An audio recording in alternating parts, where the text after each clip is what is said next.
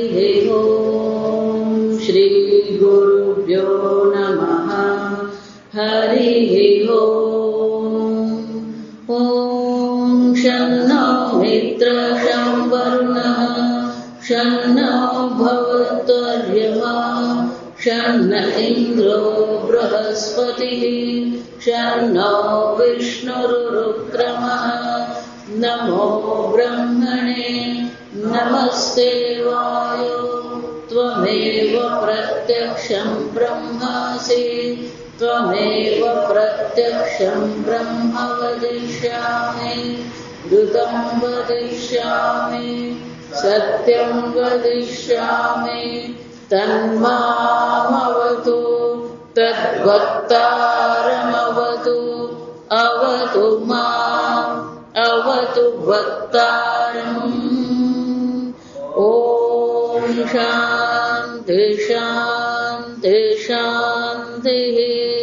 ॐ सहनाववतु सहनौ भुनक्तु सह वीर्यं करवावहै तेजस्विनावधीतमस्तु मा विद्विषावहै।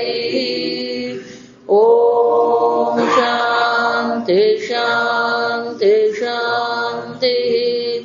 सदाशिवसमारम्भाम् शङ्कराचार्यमध्यमाम् अस्मदाचार्यपर्यन्ताम् वन्दे गुरुपरम्पराम्। श्रुतिस्मृतिपुराणानाम् आलयं करुणालयं नमामि भगवत्पादं शङ्करं लोकशङ्करं शङ्करं शङ्कराचार्यं केशवं बादरायणं सूत्रभाष्यकृतौ वन्दे भगवन्तौ पुनः पुनः। ईश्वरो गुरुरात्मेति मूर्तिभेदविभागिने व्योमवद्व्याप्तदेहाय दक्षिणामूर्तये नमः। निधये सर्वविद्यानां विशदे भवरोगिणां गुरवे सर्वलोकानां दक्षिणामूर्तये नमः। ॐ नमः प्रणवार्थाय शुद्धज्ञानैकमूर्तये निर्मलाय प्रशान्ताय दक्षिणामूर्तये नमः। मङ्गलं मे दिशतु विनायकः मङ्गलं मे दिशतु विनायकः मङ्गलं मे दिशतु सरस्वती मङ्गलं मे दिशतु सरस्वती मङ्गलं मे दिशतु महेश्वरी मङ्गलं मे दिशतु महेश्वरी मङ्गलं मे दिशतु सदाशिवः मङ्गलं मे दिशतु सदाशिवः। देहं प्राणमपीन्द्रियाण्यपि चलान् बुद्धिं च शून्यं विदुः स्त्रीबालान्दजडोपमास्त्वहमिति भ्रान्ता वृषं वादिनः। मायाशक्तिविलासकल्पितमहा व्यामोहसंहारिणे तस्मै श्रीगुरुमूर्तये नम इदं श्रीदक्षिणामूर्तये।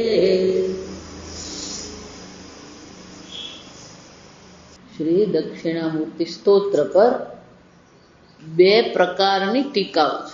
આપણે બંને જોઈએ છે. સુરેશ્વરાચાર્યજીનું વાર્તિક છે અને તત્વસુધા છે. તત્વસુધામાં બહુ સુંદર રીતે સમજાય. આ શ્લોક આપણે પહેલા સમજી લઈએ, પછી વાર્તિકા શું કહે છે એ પણ આપણે જોઈએ. અત્રયમ તત્વસુધા અત્ર કેચિત.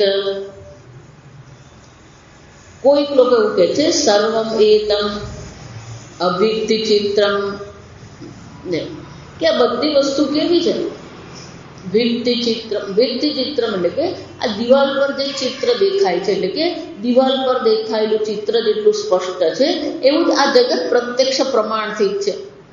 દેહ વ્યતિરિક્તસ્ય આત્મનઃ એવ અભાવાત, દેહથી અન્ય કોઈ આત્મા નામની વસ્તુ છે કે કેમ? દેહસ્ય એવ ગચ્છામિ તિષ્ઠામિ સ્થૂલોહમ કૃશોહમ ઇતિ આત્મ અનુભવાત ઇતિ વદંતિ.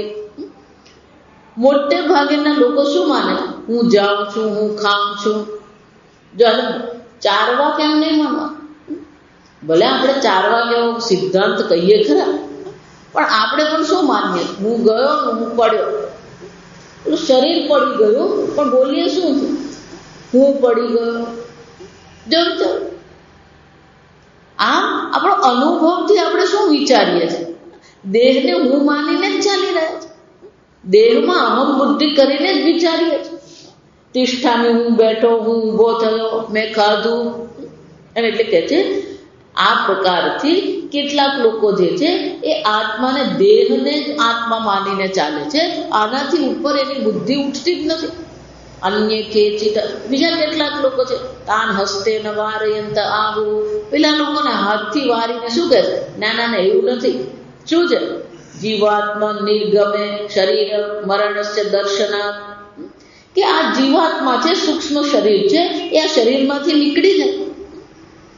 વચમી પશ્યામી શૃણોમી ઇત્યાદિ બુદ્ધિ દર્શનાત ઇન્દ્રિયાણી એવ આત્મા ઇતિ. પેલો જીવાત્મા શરીરમાં હોય ત્યારે હું બોલું છું, હું ખાઉં છું, હું જોઉં છું, આવું પેલું વ્યવહાર કરે છે. અને જીવાત્મા નીકળી ગયો પછી શું થાય છે? કોઈ પ્રકારનો વ્યવહાર થતો નથી. અને એટલા માટે શું કહે છે? આ ઇન્દ્રિયો જ આત્મા છે. કે ઈષદ શુદ્ધ બુદ્ધય, બહુ સરસ કે થોડીક શુદ્ધ બુદ્ધિ હોય. શુદ્ધ બુદ્ધિ કોને કહેવાય? જે તત્વ વિચાર કરી શકે, જે સૂક્ષ્મનું ચિંતન કરે એને શું કહેવાય? શુદ્ધ બુદ્ધિ. તો પેલો થોડુંક વધારે વિચારવા વાળો છે. પૂજ્ય સ્વામીજી બહુ સરસ કે 3 પ્રકારના લોકો હોય, આગળ આપણે જોઈ ગયા. એક છે અવિચારી, એક કોઈ વિચાર કરતો જ નથી. જો કોઈ પણ બાબતમાં વિચાર કરવા તૈયાર જ નથી. ઘરમાં રેફ્રિજરેટર આવે ને વાપરવાનું શરૂ કરી દો, પણ કેમ ચાલે ને શું કરે ને કેમ વાપરીએ તો વધારે સારી રીતે કઈ નહીં. પેલી સ્વિચ ઓન કરવાની, ઓફ કરવાની, આનાથી બીજું કઈ આગળ વિચારે. અવિચાર. બીજો છે કુવિચાર, હંમેશા ઊંધું જ વિચારતો. એની બુદ્ધિ શું ચાલતી હોય? ઊંધી જ ચાલતી હોય. કઈ પણ તમે એને કહો, બધામાં જ એને ઊંધું જ દેખાતું હોય. મહાભારતની ચર્ચા કરીએ કે રામાયણની ચર્ચા કરીએ, ભાગવતની ચર્ચા કરીએ, અવતારની ચર્ચા કરીએ, બધામાં એને શું દેખાતું? ઊંધું જ દેખાતું. સંન્યાસની વાત કરીએ ને તેમાં ઊંધું દેખાય. આ બાવા બનવાની જરૂર શું છે? પણ તમે કોણે કીધું બાવા બનવા જરૂર? કુવિચાર. એને શું કહેવાય? કુવિચાર. એટલે બીજો છે સુવિચાર. વિચાર. સુવિચાર કહેવાની જરૂર નથી, ખાલી વિચાર.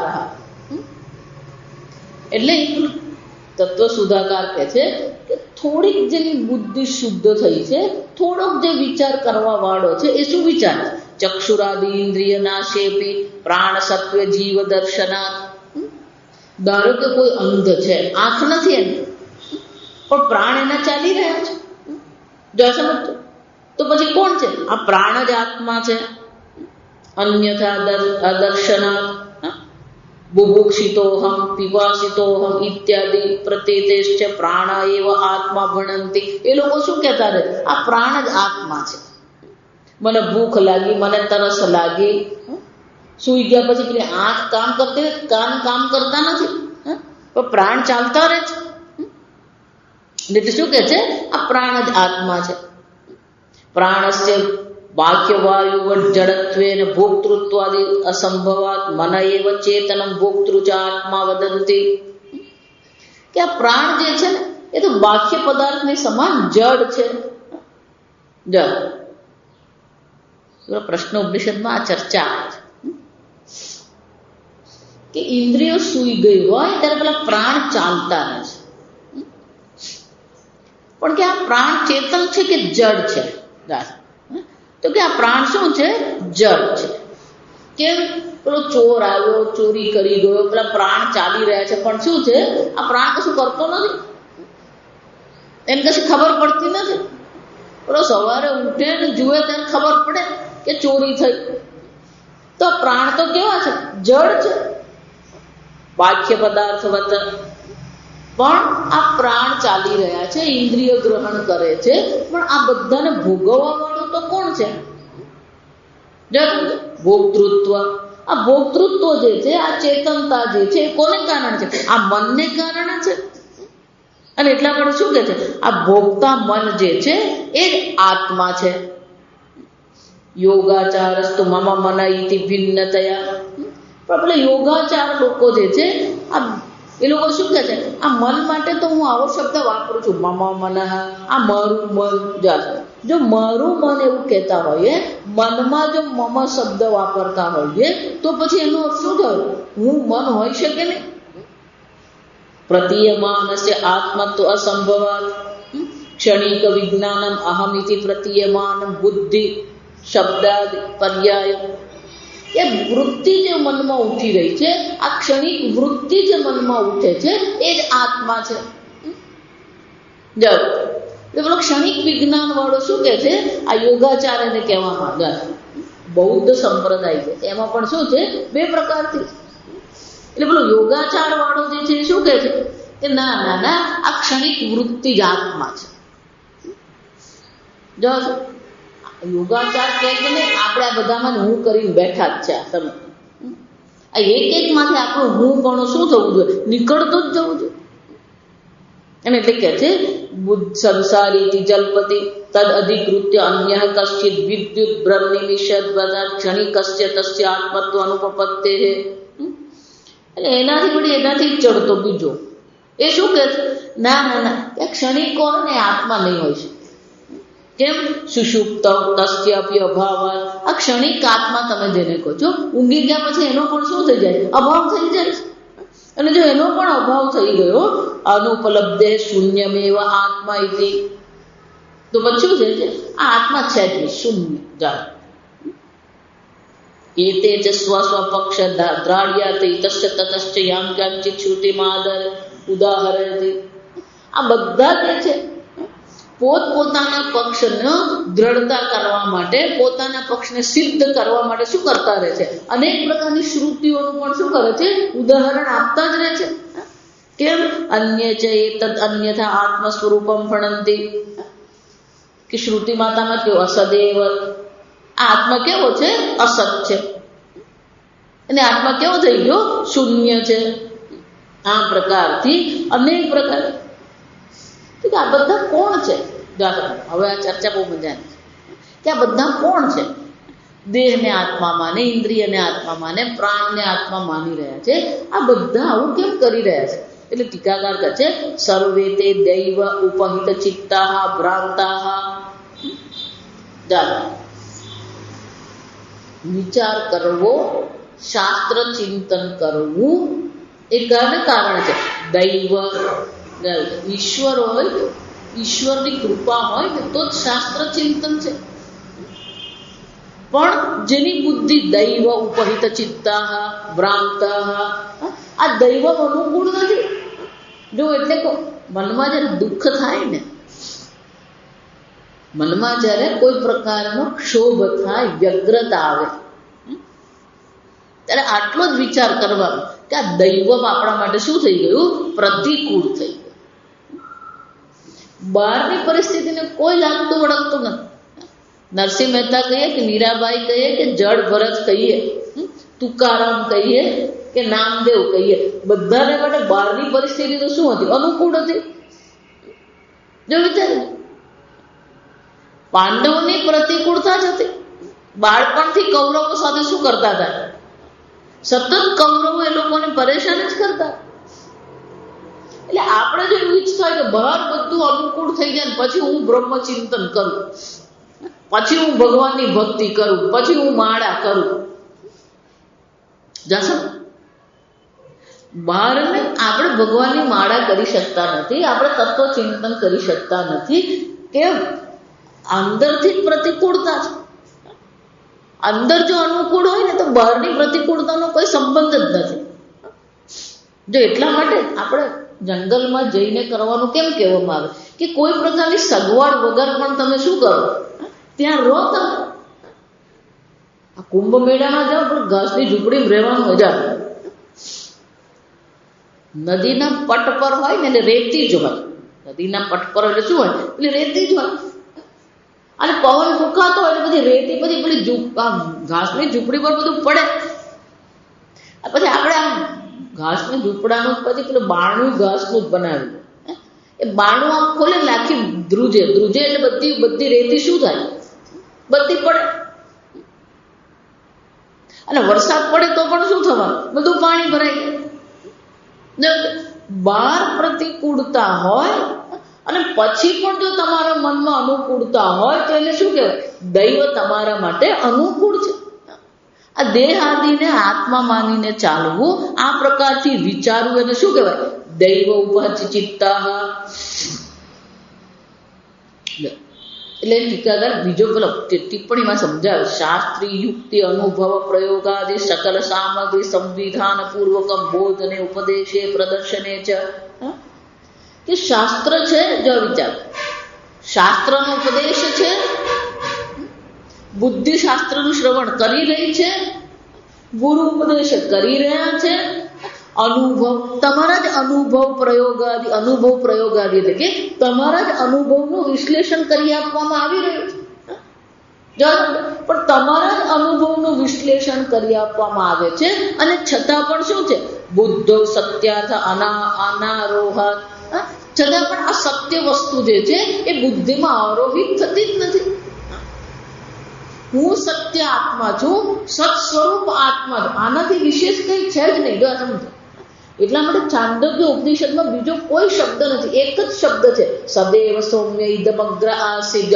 સત હું છું. જો આ વિચાર કંઈ પણ થઈ જાય પણ શું છે?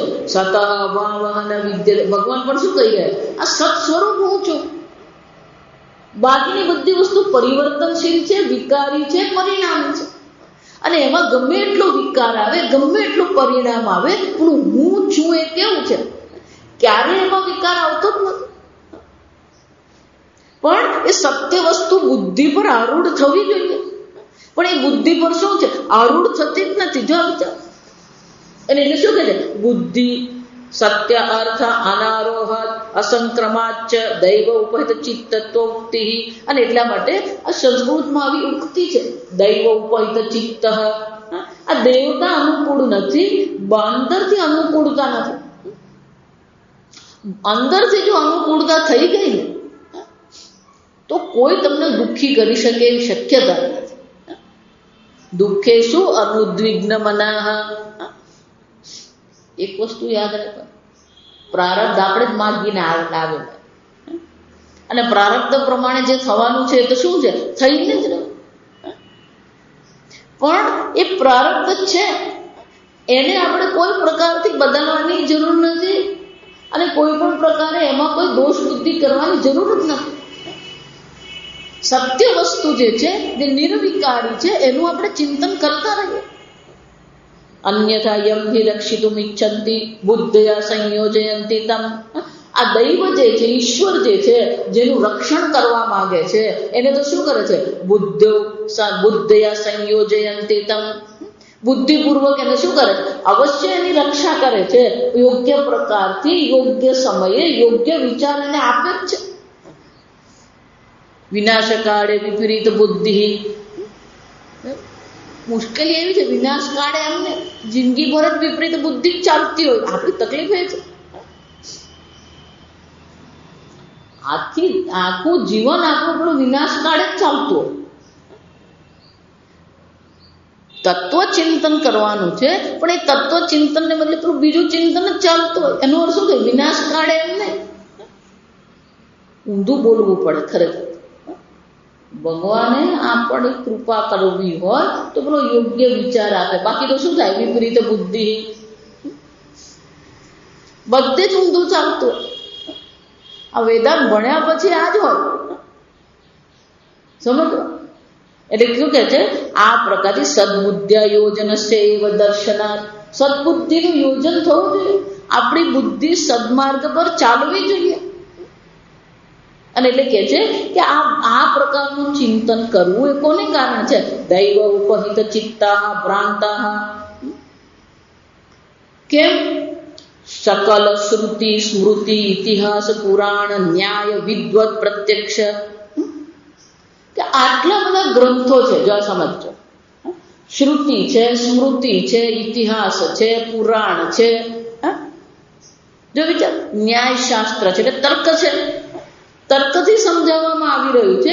વિદ્વદ અનુભવ, વિદ્વાન પોતાનો અનુભવ કહી રહ્યો છે. અને છતાં પણ શું છે? વિરુદ્ધાર્થ પરિગ્રાહકા, બધે લોકો શું કરે? વિરુદ્ધ અર્થ જ લે છે. અસમ મારે સાધના અવસ્થામાં એક મહાત્માનું પુસ્તક હાથમાં આવ્યું. એ મહાત્મા સ્પષ્ટપણે લખે, કોઈએ સંન્યાસી બનવાની જરૂરત નથી. આ સંન્યાસી બધો દંભ છે. એ પોતે સંન્યાસી, જો આ સમજો. પણ એ બધાને શું કે સંન્યાસ તો બધો દંભ છે. આ શાસ્ત્ર બધા નકામા છે. આ ભગવાનનો અવતાર બધો નકામો છે. જો આ ભગવાન અવતાર ગ્રહણ કરે, જો એમને તર્ક જુઓ, આ તર્ક સાંભળવા, કે પહેલા રાક્ષસને મોકલે, પછી લોકો દુઃખી થાય, પછી દુઃખી થયા લોકો પ્રાર્થના કરે, અને પછી ભગવાન અવતાર ધારણ કરે અને લોકોનો ઉદ્ધાર કરે. પણ રાક્ષસ મોકલ્યો જ શું કામ? એને આ હિરણ્યાક્ષ અને હિરણ્યકશ્યપને ઉત્પન્ન કરે જ શું કામ? પણ ભગવાન એને શ્રાપ આપે, અને શ્રાપ બની પછી ભગવાન કે સારું, તમે 3 તમારા જન્મ કયા થશે? રાક્ષસ રૂપે થશે. પણ એના 3 જન્મ રાક્ષસ રૂપે થશે, પણ એના તો કોણ થવાનું? લોકો જ થવાના. તો આ ભગવાન કેવો કે રાક્ષસ ઉત્પન્ન કરે, એના જ ભક્તોને આશીર્વાદ આપે કે તું રાક્ષસ રૂપે આવશે. પણ હેરાન કોણ થયું? આ કૌરવને ઉત્પન્ન શું કામ કરે? લોકો દુઃખી થાય. આને શું કહેવાય? વિરુદ્ધ અર્થ. આ બધા શું વિચાર? ઊંધું વિચાર. સમજો. એટલે શું કે આ પ્રકારથી તર્કબદ્ધ રીતે એને સમજાવવામાં આવે, છતાં પણ વિરુદ્ધ અર્થ પરિગ્રાહકા નયે તેષાં માર્ગ આત્મના શ્રેય અર્થભિ સ્વપ્ને અપી અનુસરણીય. પણ આપણે શું કરવાનું? આના માર્ગનું સ્વપ્નમાં પણ અનુસરણ કરવાની જરૂર નથી. ભલે એ લોકો ગમે એવા તર્ક કરે, પણ એના તર્કનું અનુસરણ ક્યારેય નહીં કરવું. ઇતિ અભિપ્રેત્ય આહ દેહમ પ્રાણમિતિ. આમ શંકરાચાર્યજી આ એક નવો શ્લોક આપણને આપી રહ્યા છે. દેહમ પ્રાણ, દેહસ શિરસ્કમ પિંડમ પ્રાણમ પંચવૃત્તિકમ મુખનાસિકા સંચારિણમ. આ પ્રાણ કોને કહેવાય? આ 5 વૃત્તિ છે. મુખનાસિકા સંચારિણમ ઇન્દ્રિયાણી ચક્ષુરાદિની તત્ત ગોલક વૃત્તિની રૂપાદિ ગ્રાહકાણ. ઇન્દ્રિયો કોને? પોતપોતાના ગોલકમાં રહીને એ પોતપોતાના વિષયોને ગ્રહણ કરનારી ઇન્દ્રિયો છે. ચલામ ચ, એક શબ્દ છે. દેહમ પ્રાણમ અપી ઇન્દ્રિયાણપી ચલામ બુદ્ધિમ. ચલામ બુદ્ધિ એટલે શું છે? આ ક્ષણિક બુદ્ધિ છે. વૃત્તિને જ આત્મા માનીને ચાલી રહ્યો છે. ક્ષણિકામ સંતદોદય બુદ્ધિમ વિજ્ઞાનમ શૂન્યમ તચ્છમ ચકારા તર્કિકાદિ અભીતા આત્મનમ. ચકારા શું છે? બાકીના આત્મા વિશેના જે પણ કોઈ અભિપ્રાયો હોય, આ સમજ. કેમ પેલા જૈન લોકો શું કહે છે? આત્મા કેવો છે? શરીર પરિમાણ. આ જેટલો શરીરનો આકાર છે એટલો જ આત્મા છે. એનો અર્થ શું છે? પેલો કીડીમાં આત્મા કેવો હોય? નાનો હોય. દાસા એ લોકો પુનર્જન્મમાં માને છે. એક આત્મા કીડીમાં છે, પછી આત્મા હાથીમાં જાય એટલે શું થઈ જાય? પતલો થઈ જાય. મોટો તો થાય, પણ શું થાય? કીડીમાં હોય ત્યારે ઘટ્ટ થઈ જાય આત્મા, અને હાથીમાં જાય એટલે શું થઈ જવાનું? પતલો થઈ જાય. હાથીમાં તો પતલો થાય, પણ વેલમાં ગયો તો શું હાલત થાય આત્માને? હાવ પતલો થઈ જાય. એવું છે. આમ અનેક પ્રકારના ચકારાત્મક શું થાય, આ ચ દ્વારા શું કહેવામાં, બીજા ઘણા બધા પ્રકારના આત્મા વિશેના અભિપ્રાયો છે જ. બોલો સાંખ્યવાદી કે છે આત્મા કેવા છે, અનેક છે. આત્મા કરતા નથી પણ કેવો છે, ભોગતા છે. આપણે જોઈ ગયા બધા. અને એટલે કે છે આવા આત્મા વિશેના જે પણ વાદિનઃ ચાર્વાકાદય, તો કે આ બધા કેવા છે, સ્ત્રી બાલાંદ જડવત વિવેક વિજ્ઞાન રહિતા. અહીંયા આપણો સ્ત્રી શબ્દ છે ને જરાક સમજવાનું. કે સ્ત્રી એટલે શું, વિવેક વિજ્ઞાન રહિત છે સ્ત્રી. આજે છોકરીઓ જ વધારે ભણે, છોકરાઓ ભણતા જ નથી. જો આ વિચાર અત્યારે તમે જુઓ ને તો છોકરીઓ શું કરે વિચાર. તો કે આ સ્ત્રી શબ્દ શંકરાચાર્ય વાપર્યો. આ શંકરાચાર્યજી પુરુષ પ્રધાન છે, સ્ત્રી વિરોધી છે. પેલું ભજગોવિંદમાં એવું જ છે. આ સમજ. સ્ત્રી એટલે કોણ છે, સ્ત્રી શબ્દ જે છે પુરુષ શબ્દ જે છે. પુરુષ એટલે જે સૌર પ્રધાન છે, સૂર્ય પ્રધાન છે.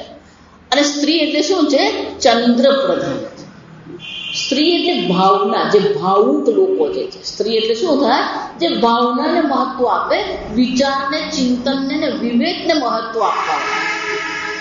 એટલે પુરુષો એવા હોય, બહુ ભાવુક હોય, વાતે વાતે આંખમાં પાણી આવી જતું. જો સ્ત્રીનો શું થાય, જે ભાવના પ્રધાન છે.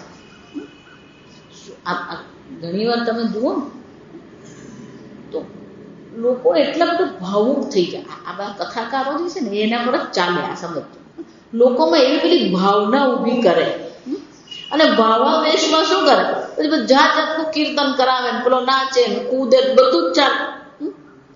અને લોકોને શું થતું હોય એમાં બહુ મજા આવે. જો સમજો, આ પેલી ભાવનામાં રહેવામાં એ લોકોને શું આવે, પેલો દિવ્યતાનો અનુભવ કરે. આ ધ્યાનમાં એવું જ છે, ભાવનાત્મક જ છે. ત્યાં ચિંતનાત્મક કોઈ વસ્તુ છે જ નહીં. તમારે કોઈ ચિંતન કરવા, ધ્યાન કરવા બેસી જાઓ, આ તો બેસી કરવાનું શું. જો મારા જવાનું તો કેમ કે ચૂપચાપ આમ ધ્યાનમાં બેસી હું તો ઊંઘી જ જાઉં. આ ચોખ્ખું જ કહું. આમ આ ધ્યાન જે છે કે કથા જે, આ બધામાં શું કરવામાં આવે, ભાવાવેશમાં તમને લાવવામાં આવે. તમારી ભાવનાને એટલી બધી ઉદ્ગૃત કરવામાં, એ એટલી બધી ભાવનાઓ તમારી ઉદ્ગૃત કરે, એ બધી એટલી આ ભાવનાઓ થઈ જાય, પેલો ભાવાત્મક થઈ જાય. અને આખું વાતાવરણ પણ શું થઈ ગયું હોય, પેલું ભાવનાત્મક વાતાવરણ થઈ જાય.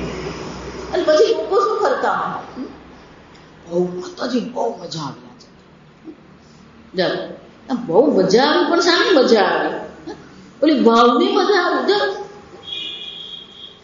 એ ભાવના એ સારી વસ્તુ છે, જો ખરાબ છે ને પણ પછી તમે એમાં જ રહો અને પેલું ચિંતન જે છે, વિચાર છે, વિવેક છે, સત્ય અસત્ય છે, એનો કોઈ વિચાર નથી. સતત પેલા ભાવમાં જ રહેવાનો એ પ્રયત્ન કરે.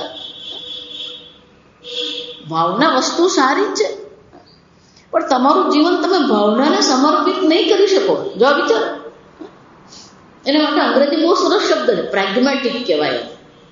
પ્રેગ્મેટિક એટલે શું છે, તમારી સામે જે પરિસ્થિતિ છે ને, જેવી પરિસ્થિતિ છે એ પરિસ્થિતિને પણ આપણે શું કરવું જોઈએ, સ્વીકારવું જોઈએ. બધું ભાવનાથી ચાલે નહીં. જો ભાવનાત્મક ભાવુક રહીને જો આપણે જીવન જીવીએ ને તો જીવન જીવી શકાય નહીં. આ ભાવુક લોકો છે ને એ પોતાના માટે તો મુશ્કેલી ઊભી કરે પણ આજુબાજુના લોકો માટે પણ શું કરી દે. જો વિચાર, આ ભાવાવેશ જે છે ને બહુ અઘરી વસ્તુ.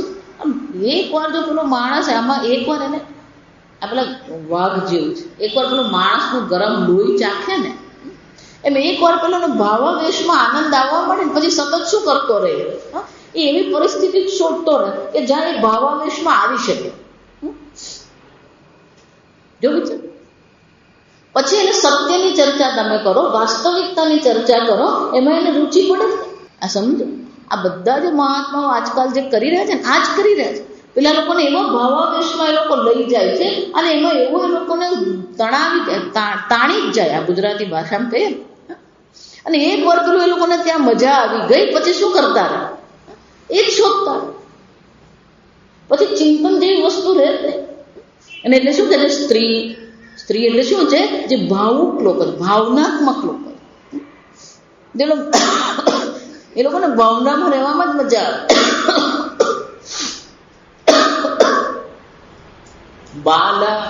બાળકો, આ એક એક શબ્દના અર્થ છે સમજવાનું. બાલા નતુ ધીરા, કઠોપનિષદમાં શું કહે છે? બાલા નતુ ધીરા. આ બાળક જે હોય, અંગ્રેજીમાં એને પોટેન્શિયલ કહે. પોટેન્શિયલ સંભાવના. અત્યારે એની બાળક જેવી પરિસ્થિતિ છે, પણ બાળક કોને કહેવાય? એ ભવિષ્યમાં વૈજ્ઞાનિક બની શકે, એ ભવિષ્યમાં ડોક્ટર બની શકે. એનો અર્થ શું થાય? અનેક પ્રકારની સંભાવના પડે. પણ અત્યારે વર્તમાન કાળમાં તે બુદ્ધિ કેવી છે? બાળક જેવી બુદ્ધિ છે. સ્ત્રી જે છે ને ભાવુક, એને ચિંતનમાં લાવવું બહુ અઘરી વસ્તુ છે અસમર્થ. પણ બાળક જે છે એ બાળક બુદ્ધિનો જો ધારો કે છે, તો એને તો શું કરી શકાય? જેમ બાળકનો આપણે વિકાસ કરીએ ક્રમશઃ, બાળકનો ક્રમશઃ આપણે વિકાસ કરી શકીએ, એમ આ વ્યક્તિ અત્યારે ભ્રાંત છે, અત્યારે બાળક બુદ્ધિની છે. પણ યોગ્ય પ્રકારનું માર્ગદર્શન મળે, યોગ્ય પ્રકારના ગુરુ મળી જાય, તો એની બુદ્ધિ શું થઈ કે વિકાસ કરી શકે. અંધ જાત, તો કે અંધ એટલે શું છે? આંખથી એ જોતો નથી. અંધ શું કહેવાય? આંખથી એ જોતો નથી. એટલે કે એને એની બુદ્ધિને બંધ કરી દીધી છે. એની બુદ્ધિને એને શું કરી દીધી છે? બંધ કરી દીધી. ધારો કે કોઈની આંખ નથી, પણ કોઈ ચક્ષુદાન કરે તો શું થઈ જાય? એ જોઈ શકે. એ જ રીતે આ અંધ છે એને શું કરું? એણે એની પોતાની બુદ્ધિને બંધ કરી દીધી છે. પણ યોગ્ય ગુરુ મળી ગયા તો યોગ્ય ગુરુ એને શું કરી શકે? એની આંખ ખોલાવી શકે. જો સમજ, આ બધી શક્યતાઓ રહેલી છે. અંધ જડવત, આ જડ બુદ્ધિનો છે. આ જડને જગાવો ને અઘરો છે. કેમ? પેલી જડતા જે છે, એ જડતામાંથી એને ચેતનતામાં લાવવું, એને વિવેક વિચાર કરાવવો અઘરો છે, પણ અશક્ય નથી. આ સમજ, આ બધા જે છે ને ભાવુક લોકો પણ જે છે, એને પણ જો યોગ્ય ગુરુ મળી જાય તો ધીરે ધીરે એને પણ આપણે શું કરી શકીએ? એ વિચાર કરતા કરી શકીએ. આમ આ બધા અશક્ય છે એમ નથી કહેતા શંકરાચાર્ય. સ્ત્રી છે, બાળક છે, અંધ છે, જડવત, જડ ઉપમા, આ જડ સમાન છે. તો આ પ્રકારથી દેહાદિને આત્મા માનનારા જે છે એ બધા લોકો કેવા છે? આ સમાન છે. એનો અર્થ શું થાય? એ ત્યાં અટકી પડે એવું નથી. શક્યતાઓ છે. બોલો, વાલ્ય ડાકુ જે છે જડ બુદ્ધિનો છે, હિંસાત્મક છે, પણ રામ રામ કરીને એ પણ શું બન્યો? વાલ્મીકી બન્યો. જો વિચાર, કાળીદાસ પણ જે ડાળી પર બેઠા હતા એ ડાળીને કાપી રહ્યા હતા, પણ એમણે પણ જોયું કે પેલા કૂવાની ધાર જો ઘસાતી હોય, તો જો કે જડ વસ્તુ જો ઘસાતી હોય તો પછી મારી બુદ્ધિ ચેતન છે, તો મારી બુદ્ધિમાં પણ શું થઈ શકે? જો વિચાર, મારી બુદ્ધિ પણ તીક્ષ્ણ બની શકે, સૂક્ષ્મ બની શકે. એમણે પણ સરસ્વતી માતાની ઉપાસના કરી. સરસ્વતી માતા એમની જીહવા પર જો આવી જાય. સરસ્વતી માતા ક્યાં હતા? કાળીદાસની જીહવા પર વાસ કરતા. આમ સ્ત્રી કહીએ કે બાળક કહીએ, અંધ કહીએ, જડ કહીએ, એટલે ત્યાં પૂર્ણ વિરામ નથી. આ સમજવું. ઉપમા, ઉપમા એટલે શું છે? અત્યારે વર્તમાન કાળમાં એની બુદ્ધિ આ પ્રકારની છે, આવી છે, અને એને કારણે તું અહમિતિ ભ્રાંતઃ વૃષમવાદિનઃ. અને એટલે એ લોકો શું કે છે? વૃષમવાદિનઃ. પોતાના સિદ્ધાંતને મહત્વ આપી રહ્યા છે અને પોતાના સિદ્ધાંતનું શું કરતા રહે છે? દ્રઢતાપૂર્વક એ લોકો પુરવાર કરવાનો પ્રયત્ન કરે છે. જો વિચારો, વૃષમવાદિનઃ, સતત એ લોકો આ ચિંતન કરે. ન અન્યથા પ્રદ્યમાનઃ અહમિતિ વિદુઃ આત્મત્વેન જાનંતિ અન્ય અનુપદિશંતિ ચ. એટલું જ નહીં, પોતે તો આ પ્રકારથી જાણે છે, બીજાને પણ શું કરતા રહે છે? આ પ્રકારનો ઉપદેશ કરતા જ રહે છે. જો વિચારો, સ્વામીજી એટલે બહુ સરસ કે એ પોતે દેહને આત્મા માનીને ચાલી રહ્યો છે, ત્યાં સુધી તો બરાબર છે, પણ જો બીજાને પણ વૃષમવાદીના, એનો શું થયું? એ તો ખોટું વિચારે છે જ, પણ બીજાને પણ શું કરે છે? એક પ્રકારે પ્રેરણા આપે છે. જો અંધે નૈવ યથા અંધા નિયમાના, એ તો આંધળો છે જ, પણ એ ચૂપ થઈ બેઠો ને તો ઠીક છે, પણ એ શું કરે છે? બીજા આંધળાઓને શું કહે છે? ચાલો હું તમને કુંભ મેળામાં લઈ જાઉં. એ કુંભ મેળામાં લઈ જાઓ, પણ પેલા આંધળા છે એટલે એને ખબર નથી કે આ અંધ છે. મુશ્કેલી ક્યાં છે? બાકીના બધા પણ અંધ છે એટલે એ લોકોને ખબર જ નથી કે આ અંધ છે. વિચાર, વૃષમવાદ ને શંકરાચાર્ય કહે છે આ પ્રકારથી પોતાના મતનું જે લોકો શું કરે, પ્રચાર પ્રસાર કરતા જ નથી અને પોતાનો મત જ સાચો છે એ પ્રકારથી દ્રઢતાપૂર્વક એને પુરવાર કરવાનો સતત પ્રયત્ન કરે છે. નતુ એતે વાદિનઃ પરીક્ષા આપી કિમેતિ એવં નાસ્તિકાઃ સંતઃ અન્યથા અંત્યતત્વં પ્રતિપદ્યન્તે. એટલે પેલો પ્રશ્ન ઉઠાવે છે, નનુ જાસન એતે વાદિનઃ પરીક્ષકાઃ આપી કિમિતિ, તો કે આને કોઈ પરીક્ષા કરવા વાળું છે જ નહીં. આનો વિરોધ કરીને એના પર કોઈ પ્રશ્ન ઉઠાવનાર કોઈ છે કે નહીં? જોયું છે? એક વાર પેલું આ પ્રકારનું ધ્યાન કરીએ ને એટલે અમને બ્રહ્મ જ્ઞાન થઈ ગયું. એક વાર પેલું મગજમાં ગોઠવાઈ ગયું પછી શું છે? કિમ ઇતિ એવમ પરીક્ષકા, કોઈ આને પ્રશ્ન ઉઠાવનાર છે કે નહીં? આની પરીક્ષા કરનાર કોઈ છે કે નહીં? જોયું છે? નાસ્તિકા, આ બધા કોણ છે? નાસ્તિક છે. તત્વમ પ્રતિપદ્યન્તે, એને જે લોકો તત્વો માનીને ચાલી રહ્યા છે, એને જે લોકો બ્રહ્મ સાક્ષાત્કાર કરે. બહુ વર્ષો પહેલા બારડોલીમાં હું અધ્યયન કરાવતો, પછી બે દેરાણી જેઠાણી, બે બહેનો ક્લાસમાં આવવાનું, ત્યારે આપણો બીજો અધ્યાય ચાલતો. બીજા અધ્યાયમાં સ્થિત પ્રજ્ઞાના લક્ષણ ચાલતા. એટલે એમને ગમ્યું એટલે પ્રવચનમાં રોજ આવે.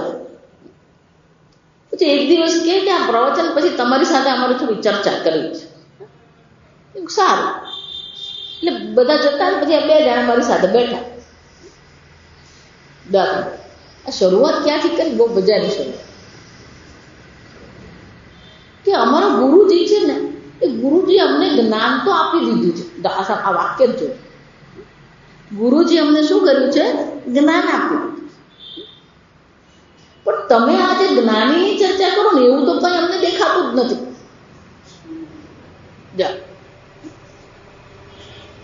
મેં કહ્યું જો જ્ઞાન આપી દીધું છે તો આ લક્ષણ હોવા જોઈએ,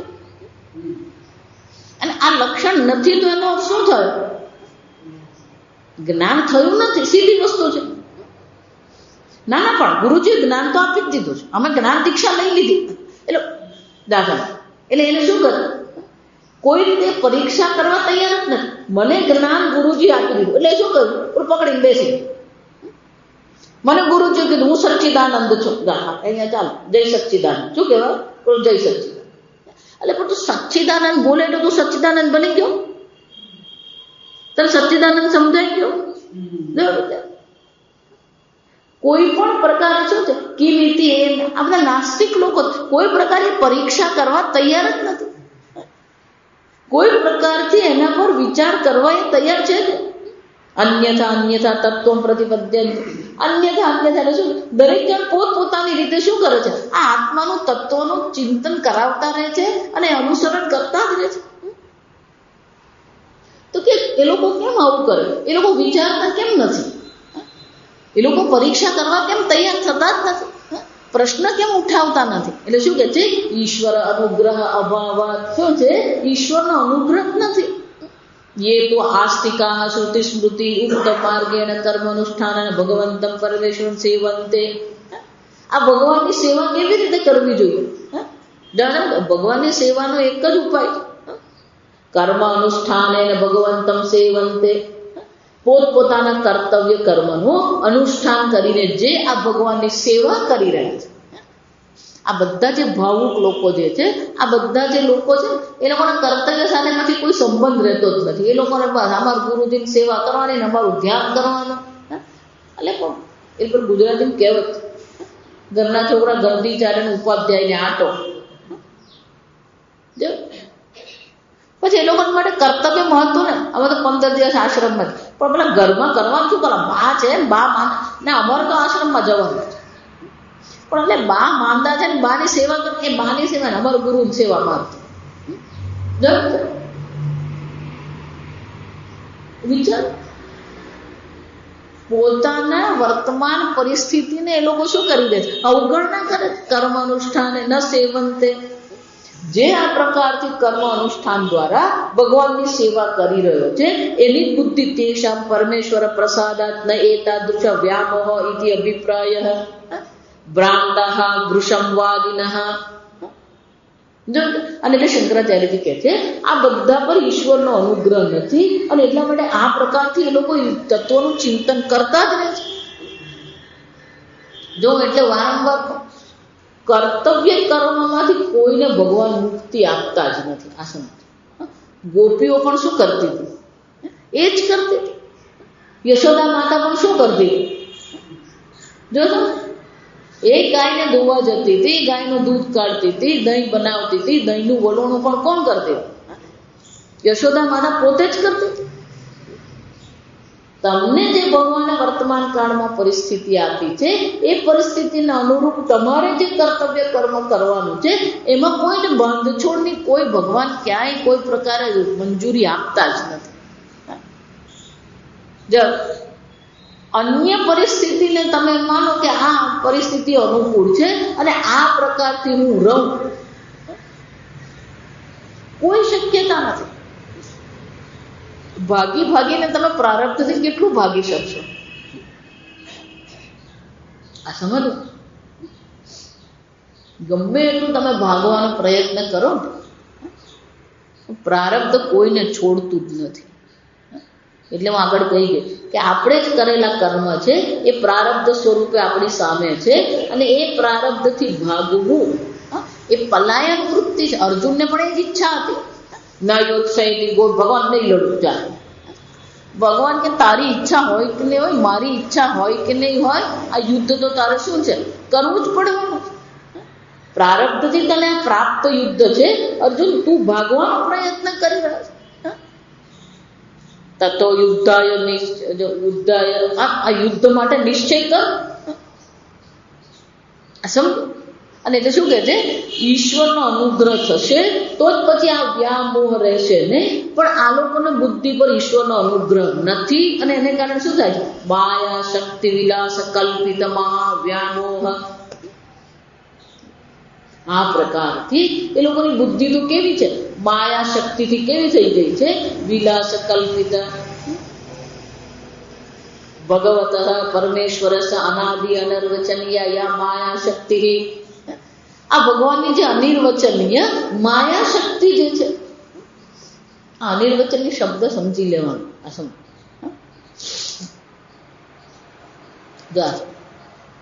માયા અનિર્વચનીય છે એનો શું થયું? સદસભ્ય અનિર્વચનીય. એને છે પણ નહીં કહી શકાય, નથી પણ નહીં કહી શકાય. બરાબર છે. સંપૂર્ણ વિશ્વ અનિર્વચનીય છે, અને જો સંપૂર્ણ વિશ્વ અનિર્વચનીય છે તો કોઈ પણ વ્યક્તિ આ આવું જ છે એવું કહી શકે?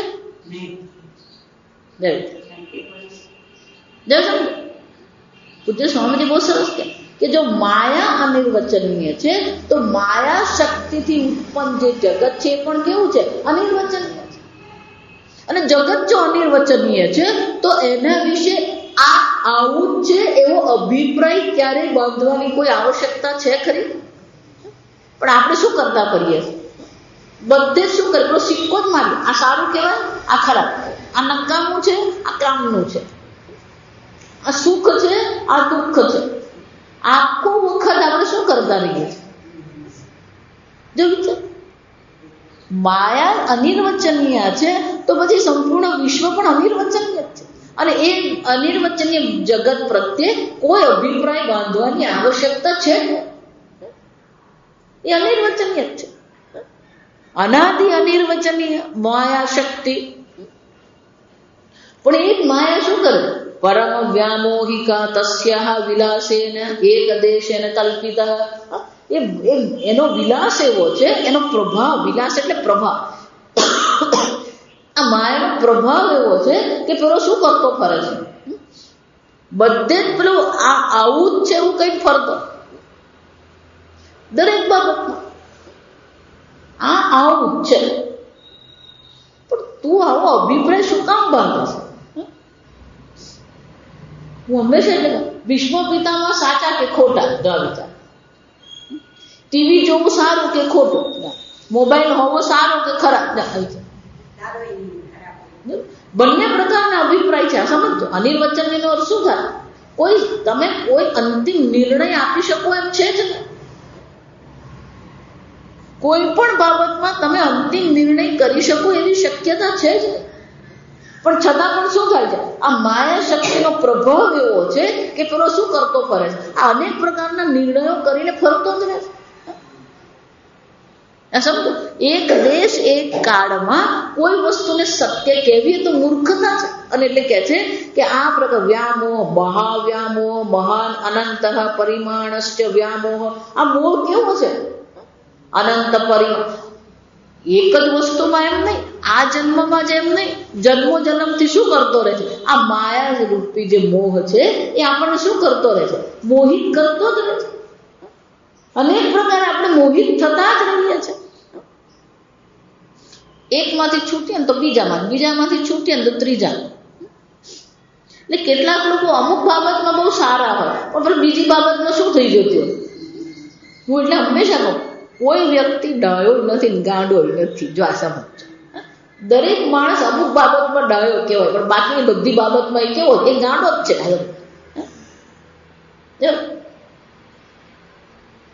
કોને તમે ગાંડા કહેશો, કોને તમે ડાયા કહેશો? એમ બધી બાબતમાં મોહ છે. ભોજન હોય કે વસ્ત્ર હોય, વ્યવહાર હોય, વાણી હોય, આ બધામાં આપણે શું કરીએ છીએ? મોહમાં જ પડેલા છે. આવું તો ખવાય જો, એટલે પણ તું નહીં ખાતો એટલે બીજો નહીં ખાય. દક્ષિણમાં જાઓ તો પેલો તમે ગમે ત્યાં જાઓ પેલો ઢગલો ભાત કરી દે, પેલો ઢગલો ભાત કરી દે પછી શું કરે? પેલો સાંભાર આપે, દહીં આપે, અથાણું આપે, એટલે શું કરવાનું?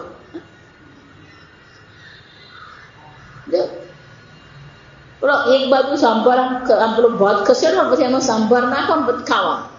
એ ભાત પૂરો થઈ ગયો એટલે પછી શું કરવાનું? પેલું રસમ લેવાનું, એમાં પેલું ભાતમાં રસમ નાખવાનું, પછી ખાવાનું. એટલે આવું આપણે જોઈએ તો આપણને શું લાગે? ચિન્મયજી બહુ સરસ કહેતા, પેલો ખાય જ એમ નહીં, જો એ ચમચી તો વાપરે જ નહીં. દક્ષિણમાં તમે જાઓ તો ચમચી વાપરે જ નહીં. એ શું કરે? આમ હાથથી આમ કરે ને પછી આમ થાય, અને પછી પેલો રેલો ઉતરું તો નીચેથી પાછો ચડી જાય. એટલે આપણે આવું જોઈએ તો આપણને શું લાગે? આવ ગંદો છે. બધા જ એવું કરતા હોય, એ બધા એવું કરતા એટલે શું લાગે? અને ચમચી વગર ખાઈ તો તમે જો એની થાળી આખી સાફ થઈ ગઈ હોય. જાઓ,